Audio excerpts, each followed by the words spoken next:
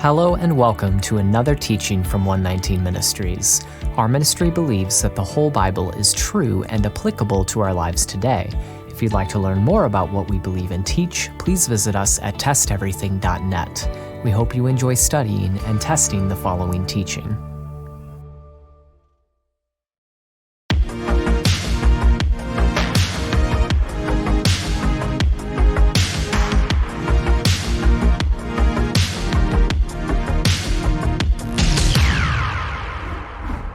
If a man looks at a woman with lust, has he essentially committed adultery? In other words, if he sees a woman that he finds attractive and experiences sexual desire for her, has he already sinned? In Matthew 5, verses 27 through 30, Jesus, or Jesjoea as he is called in Hebrew, says something that may suggest that to be the case. Matthew 5, verses 27 through 28. You have heard that it was said, you shall not commit adultery. But I say to you that everyone who looks at a woman with lustful intent has already committed adultery with her in his heart. From here, Jesjoea famously goes on to say that if your eye or hand causes you to sin, it is better to remove it, as losing one part of your body is preferable to having your entire body thrown into hell. On the surface, this passage poses a dilemma. Human beings are created with a natural desire for sexual intimacy, which is essential for reproduction, and acting on this desire is good. In fact, God explicitly encouraged people to act on this desire when He commanded, "Be fruitful and multiply." God gave us the desire for sexual intimacy, just as He gave us the desire for food. It's part of being human. However, satisfying this natural desire in the wrong way is sinful. For instance, as Jesjoea himself points out, God also commanded, "You shall not commit adultery." If you break a marriage covenant in order to satisfy your sexual desire, that is obviously wrong. So then, what is Jesjoea saying in this passage when he says that the one who looks at a woman with lustful intent has already committed adultery in his heart? Is he saying that a man commits a sin tantamount to adultery when he merely looks at a woman and experiences sexual desire for her? If so, wouldn't that make it impossible to obey Jesjoea's teachings? Some interpreters say yes. They argue that this is exactly what Jesjoea means when he condemns looking at a woman with lustful intent, and that it is indeed impossible. This passage is often cited as proof that Jesjoea was quote-unquote raising the bar of Torah observance to an impossible standard in his Sermon on the Mount. The idea is that Jesjoea did not actually expect his followers to adhere to his teachings, but instead he sought to make Torah observance unattainable, highlighting humanity's inability to meet God's standard so that we recognize our need for grace. Here is Christian author Andrew Farley making this common argument. Quote, Jesus drives nails in the coffin of anyone who thinks they can keep the law. He begins with a revolutionary announcement. He has not come to abolish the law, but to fulfill it. He then proceeds to lay out in excruciating and painful detail the true and impossible standard of the law. A quick examination of the standard shows just how impossible it is to reach. Anger equals murder? Looking with lust equals adultery? This is the Lord with a sword, telling them to sever body parts or suffer the fiery consequences. Think about it. How will they recognize their need for Him unless He first reveals their senseless attempts at law-based living?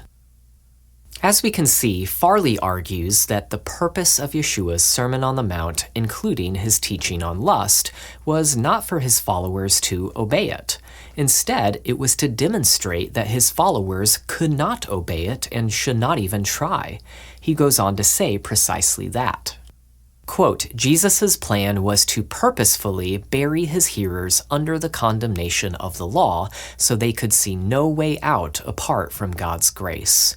For you as a believer, it's as if Jesus Christ skied down Mount Sinai, earned a gold medal, hung it around your neck, and said, "Stay off that mountain, it'll kill you." The law kills, but Jesus fulfilled the law so you wouldn't even have to try. Now, it is true that we all sin and are in need of God's grace. None of us are perfectly obedient in this life. But Farley's approach to this passage is completely wrong. It is not true that Jesjoea was giving some impossible standard in his Sermon on the Mount. He really did expect his followers, those who have already received God's grace by definition, to obey the Torah's commandments. It is evident that Jesjoea expects his listeners to follow his other teachings in the sermon, such as avoiding hypocrisy, trusting God's provision, and treating others as one wishes to be treated. Thus, it stands to reason that Jesjoea really did expect his followers not to look at a woman with lustful intent. But how is that possible? Well, to answer that question, we must look closer at this passage to understand what Jesjoea meant by lustful intent. Lustful intent. When Jesjoea speaks about looking at a woman with lustful intent, often it is assumed that he is introducing a new commandment. However, this prohibition against lust comes straight out of the Torah, specifically the 10th commandment. Exodus 20, verse 17, "You shall not covet your neighbor's house. You shall not covet your neighbor's wife, or his male servant, or his female servant, or his ox, or his donkey, or anything that is your neighbor's." In Greek, the word translated as lust in Matthew 5:28 is the same word used for covet in the Septuagint, the ancient Greek translation of the Tanakh or Old Testament. Moreover, the Greek word for wife in Exodus 20 verse 17 is the same word translated as woman in Matthew 5:28. So, when Jesjoea speaks against looking at a woman with lustful intent, he is speaking against coveting. He is echoing the 10th commandment. As New Testament scholar Jason Staples writes, quote, "Jesus isn't saying anything new at all in Matthew 5:27 through 28. Instead, he directly cites one of the 10 commands to remind his audience that the law not only prohibits adultery, it prohibits coveting with the same severity. This is not an intensification of the law, it's a reminder of what the law already says. In addition, Jesus gives no indication that he regards the law as too difficult to keep. He not only assumes that his followers can follow his interpretation of the Torah, but commands them to do so. In Matthew 5:28, Jesjoea is simply agreeing with the Torah that one should not covet his neighbor's wife. So if we want to understand what Jesjoea means when he prohibits looking with lustful intent, we must seek to understand what the Torah means when it prohibits coveting. What is coveting? What does the Torah mean when it says, "You shall not covet"? Well, the Hebrew word translated covet in Exodus 20 verse 17 is chamad, and it is used in both positive and negative contexts.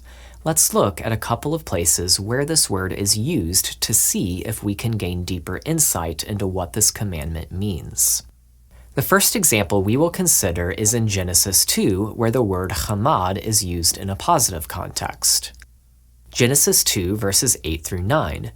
"And Yahweh God planted a garden in Eden in the east, and there he put the man whom he had formed.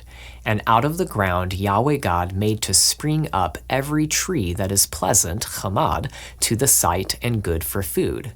The tree of life was in the midst of the garden, and the tree of the knowledge of good and evil." Here, chamad describes the pleasant trees in Eden. Obviously, God made these trees pleasant on purpose, and it was not wrong to appreciate their beauty or to desire their fruit. Wanting to eat from these trees was a good, healthy desire. Now let's consider another example. Genesis 3, verse 6. "So when the woman saw that the tree was good for food, and that it was a delight to the eyes, and that the tree was to be desired, chamad, to make one wise, she took of its fruit and ate, and she also gave some to her husband who was with her, and he ate." Here, the tree that was desired was the tree of knowledge of good and evil, which God explicitly told Adam and Eve not to eat from. So in this case, the word chamad is used in a negative context. The desire for the forbidden tree was a bad, unhealthy desire that led to sin. Both these passages involve desirable trees, but one example of chamad is positive and the other negative. What is the main difference between these two examples? The main difference is that the first example involves a permitted tree, and the second example involves a prohibited tree. So when the Torah prohibits coveting, we must understand that it specifically involves a strong desire for something forbidden. We see this clearly in the 10th commandment. Why must you not covet your neighbor's wife, house, or possessions? Because they don't belong to you. They belong to your neighbor. They are forbidden to you. So to elaborate, it is not wrong to notice your neighbor's beautiful wife or nice house and think, I really want to have a beautiful wife and a nice house too. In fact, such a desire can potentially be quite good, inspiring you to work hard and someday have a beautiful wife and a nice house of your own. What is wrong is thinking, I really want my neighbor's beautiful wife and nice house. Fixating upon that strong desire can lead only to sinful outcomes such as adultery and theft. There is another element here that we need to emphasize. In his epistle, James makes an explicit distinction between lust and sin. James 1 verses 14 through 15, but each person is tempted when he is lured and enticed by his own desire. Then desire, when it has conceived, gives birth to sin, and sin, when it is fully grown, brings forth death. Here we see that desire or lust is distinct from sin, but it progresses towards sin. So while desire can lead to sin if one allows it to, the desire itself is not sin. This principle also applies to sexual desires. Just like the desire for food, sexual desires are not inherently sinful. They are a natural and expected part of being human. What then is the 10th commandment forbidding when it speaks against coveting? If the desire itself is not sinful, what specific action is being prohibited?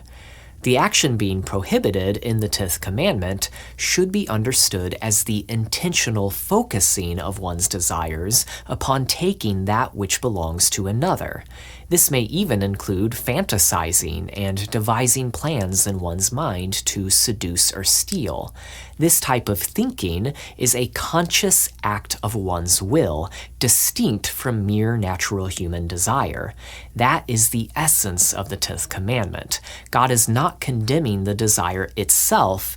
He is prohibiting the conscious and deliberate focusing of one's desires upon taking what is forbidden, specifically upon taking what belongs to another.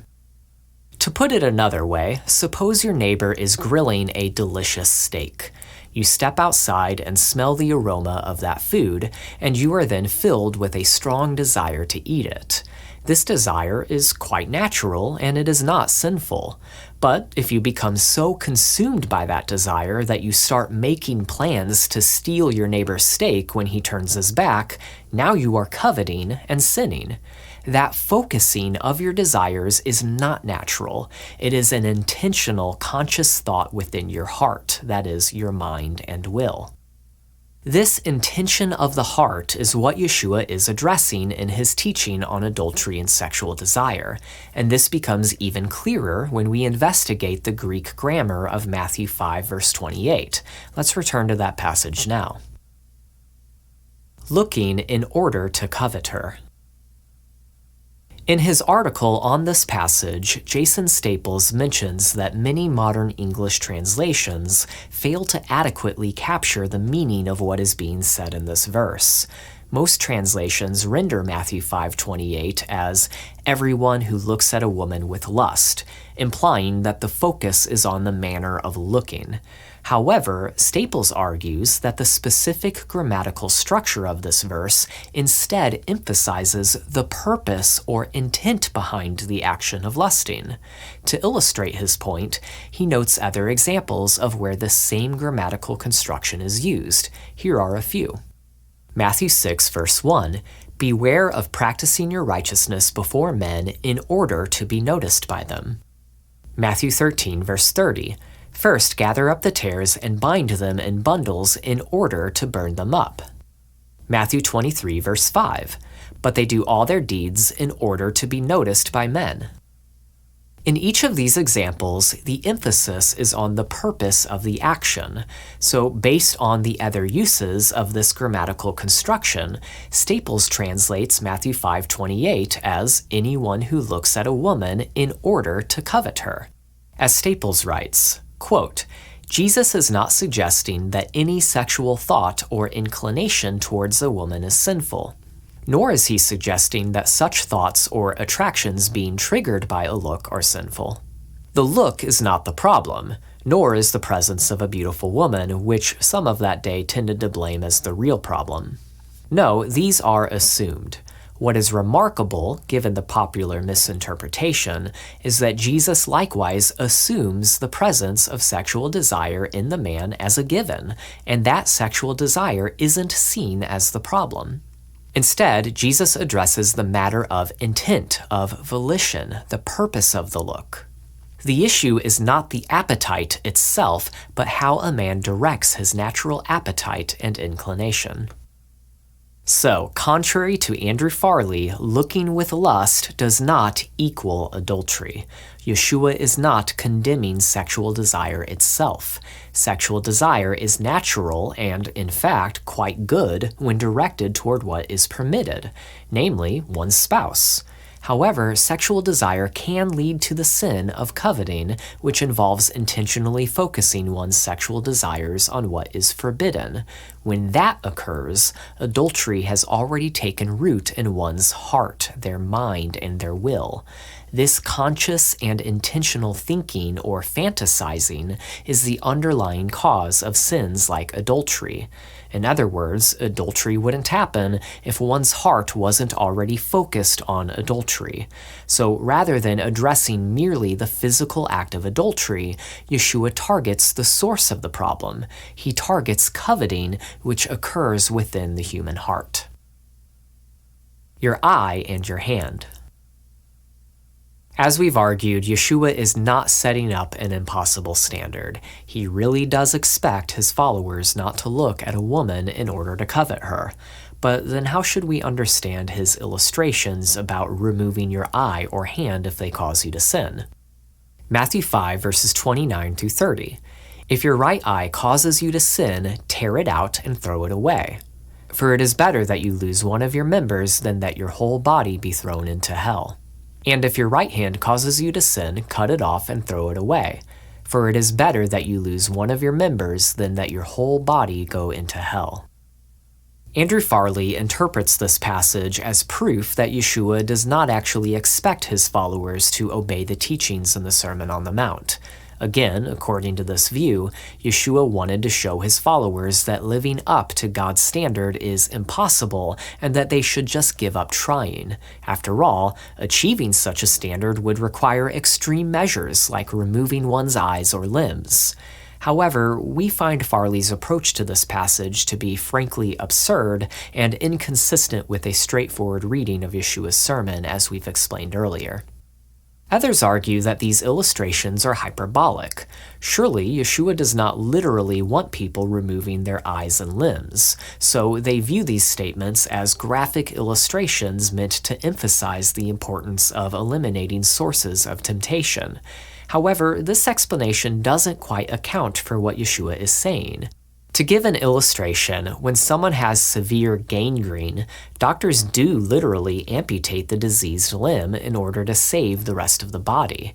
This is a very real and practical action. Similarly, if someone's eye or hand were truly causing him to sin, which is to say condemning him to death, then it would not be hyperbolic to say that he should cut off his hand or pluck out his eye. It really would be better for him. Just as doctors are not being hyperbolic when they recommend amputation to save a life, Jesjoea's words are not hyperbolic if an eye or hand could indeed lead a person to sin and spiritual destruction. However, we still do not think that Jesjoea expects us to remove eyes and limbs. We would suggest that these illustrations are better understood as hypothetical rather than hyperbolic. Jesjoea says to remove your eye or hand if they cause you to sin. In such a scenario, losing an eye or hand would be better than losing your entire body. The key here is that your eye and hand do not actually cause you to sin. In the previous verse, Jesjoea identifies adultery as taking place within the heart, that is, one's mind and will. In other words, sin originates in the human heart, not in one's eyes or limbs. Elsewhere in Matthew, this point is made more explicit. Matthew 15, verse 19, "For out of the heart come evil thoughts, murder, adultery, sexual immorality, theft, false witness, slander." Jesjoea's statement about removing your eye or hand if they cause you to sin is similar to saying that if your right foot caused you to catch the bubonic plague, it would be better to amputate it than let the disease take over your whole body. In this hypothetical scenario, cutting off your right foot would be the right course of action.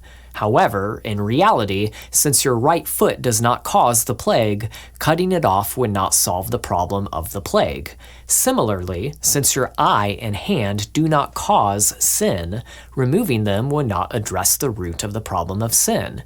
If they did cause sin, their removal would be the right course of action, but they don't.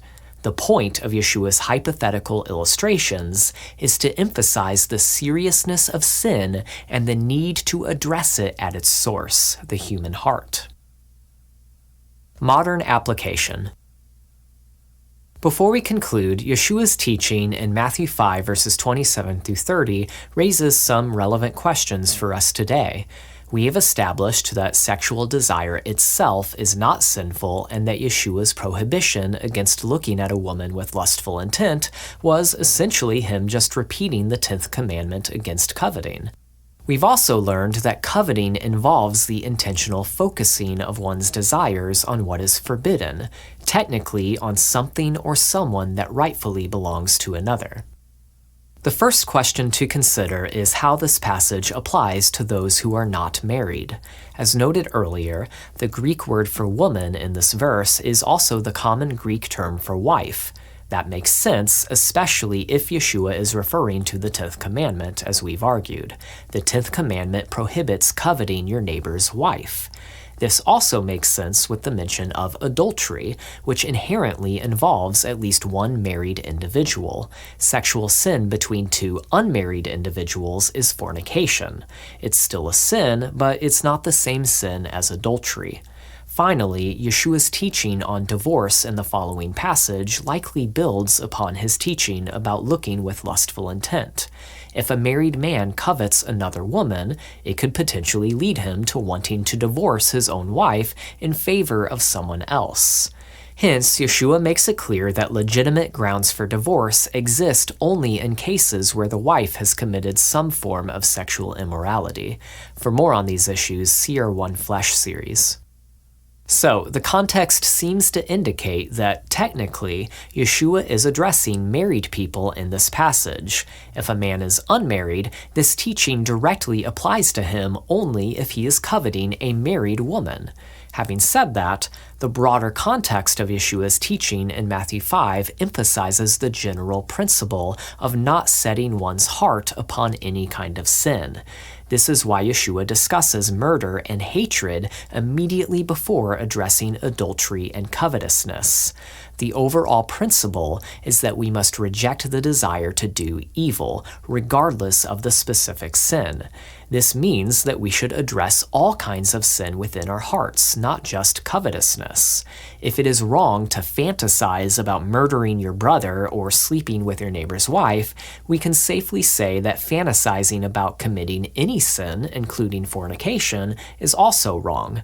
Simply put, just as a man who focuses his sexual desires on a married woman commits adultery with her in his heart, a man who focuses his sexual desires upon an unmarried woman commits fornication with her in his heart. Once again, we should reiterate that sexual desire itself is not sinful, whether one is married or not. In fact, the drive to fulfill one's sexual desires is a big motivation for getting married. God gave us these desires because He wants people to get married and to be fruitful and multiply. This brings us to a second question. How does this passage relate to the problem of pornography?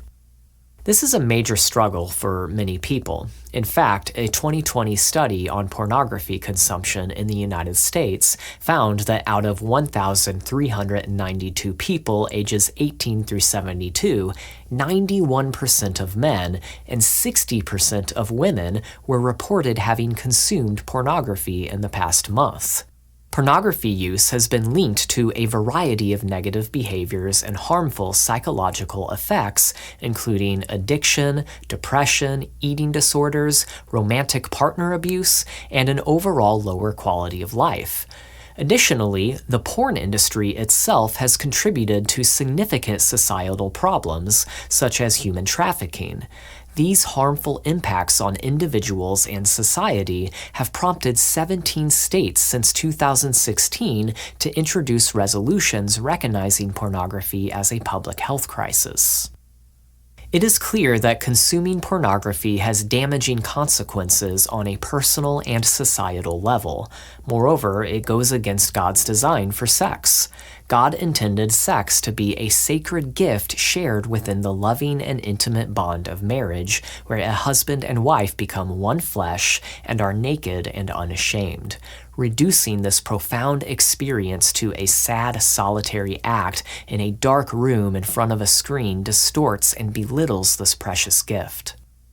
As we've argued, Matthew 5 verse 28 specifically addresses coveting your neighbor's wife, but the overall principle in Matthew 5 that we discussed earlier would apply to pornography use as well. Focusing your sexual desires on a person on a screen is to commit fornication with that person in your heart.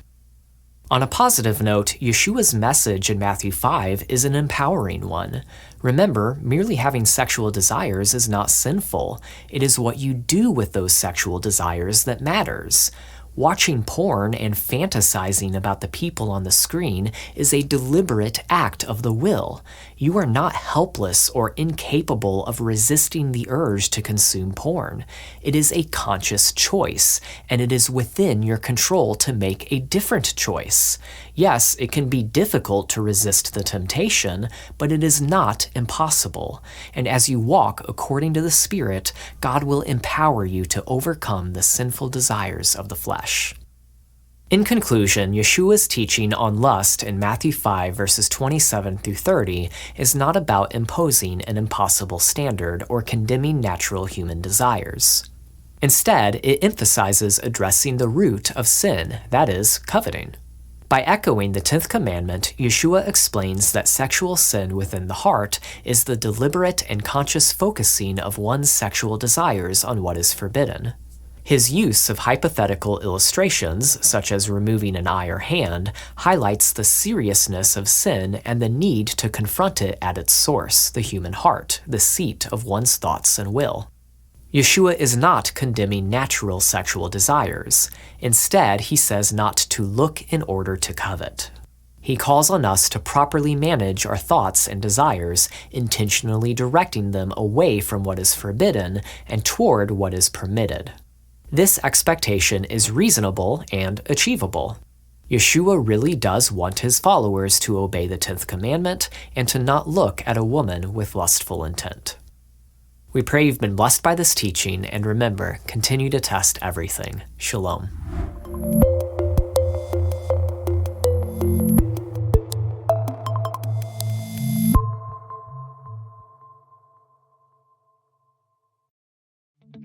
119 Ministries has produced hundreds of biblical teachings, and now you can own all of them on one physical device. We're excited to announce that our entire video library in HD quality is now available on a flash drive. This drive can be plugged into your PC, phone, tablet, or anything else with a USB or USB-C port. The drive also contains written transcripts of our teachings for those who prefer to read rather than watch.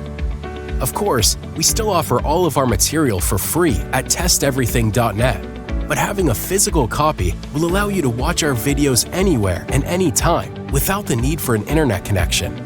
Having a physical copy will also ensure that our teachings are available if we are ever removed from video websites, which is a danger that ministries around the world are facing more and more. We want to continue to reach as many people as possible. Now, you might be asking, but what about all the new teachings released every week? Well, in addition to receiving all our past teachings, your purchase comes with free updates for life. Each flash drive comes with instructions that will allow you to easily download and store new teachings as they are released. Or mail us in the flash drive once a year, and we will update it for you and send it back at no charge to you. We hope you are blessed by this new resource. And as always, any proceeds our ministry receives goes right back into producing more teachings.